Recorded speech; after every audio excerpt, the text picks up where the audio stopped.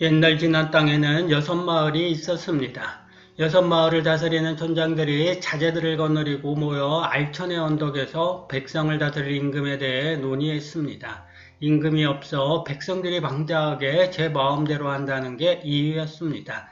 질서가 잡히지 않은 땅에 나라를 세우려면 강력한 임금이 필요했습니다. 의논을 마친 6촌장은 높은 곳에 올라 남쪽을 바라보았습니다. 양산 쪽에서 이상한 기운이 뻗어나오는데 그 기운이 흰말 한 마리가 꿇어앉아 절하는 영상을 하고 있었습니다. 6촌장이 그곳을 찾으니 붉은 알 한 개가 놓여 있었고 신령한 빛은 바로 그 알에서 나오는 것이었습니다. 사람들을 보고 긴 울음을 터뜨린 말은 이내 하늘로 올라갔습니다. 알은 태양을 상징합니다.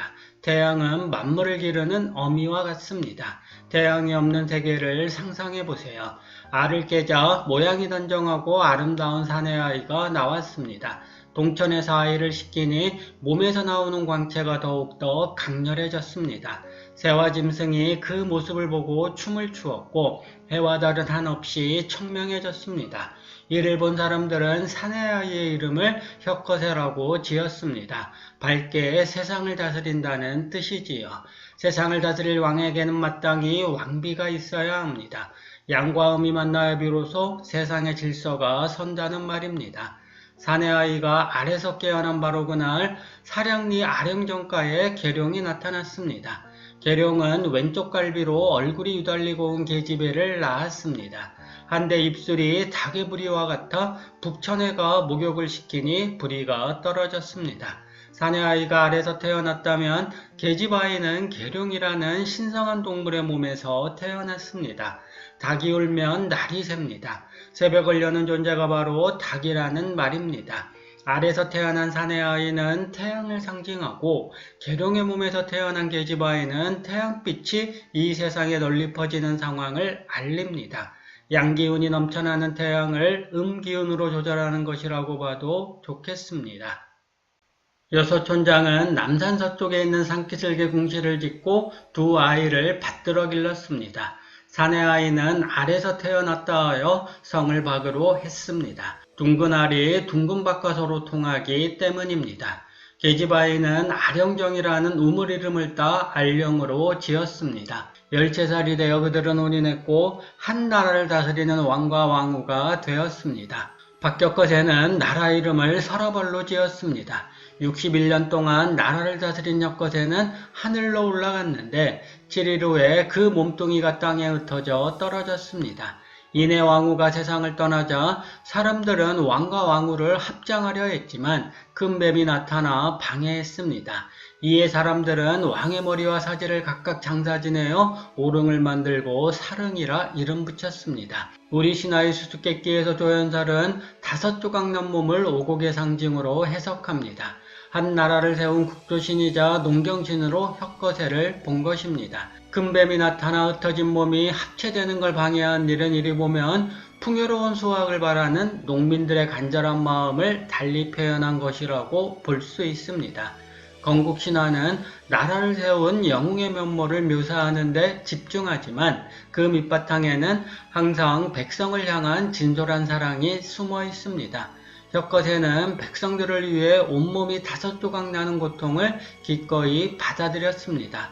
혁거세의 이 마음을 미처 깨닫지 못한 이들이 조각난 몸을 합체하려 하자 큰 뱀이 등장해 이를 방해합니다. 왕의 마음에 새겨진 천심이 곧 백성의 마음이라는 걸 이야기꾼은 이를 통해 드러낸 것은 아닐까요?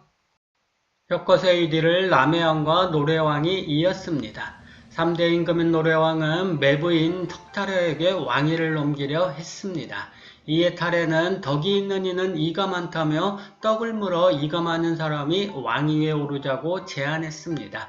이가 많은 노래왕이 죽자 탈해는 비로소 왕위에 올랐습니다.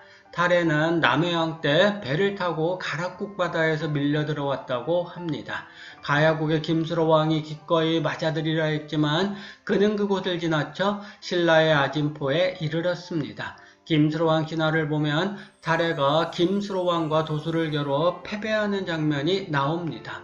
상황이 어찌됐든 탈해는 가야국을 거쳐 신라에 들어가게 되는 셈입니다. 아진포에 사는 늙은 할멈이 배 위에서 까치들이 떼지어 우는 소리를 듣고 배를 끌어당겼습니다. 배 안에 길이가 20자나 되고 폭이 10석자나 되는 괴짝이 보였습니다.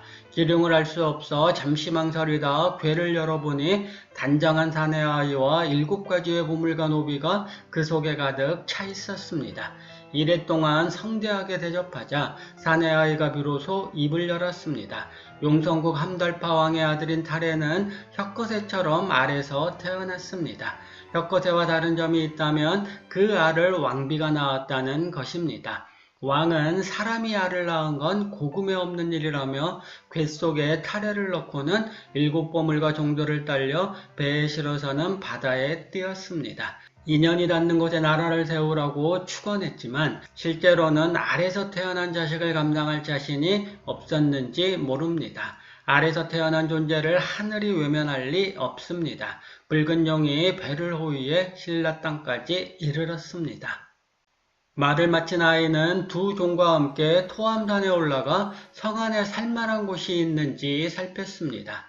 조승달 모양을 한 산봉우리 주변에 지세가 좋아 그곳을 찾으니 이미 호공이 그 터에 집을 지은 상태였습니다.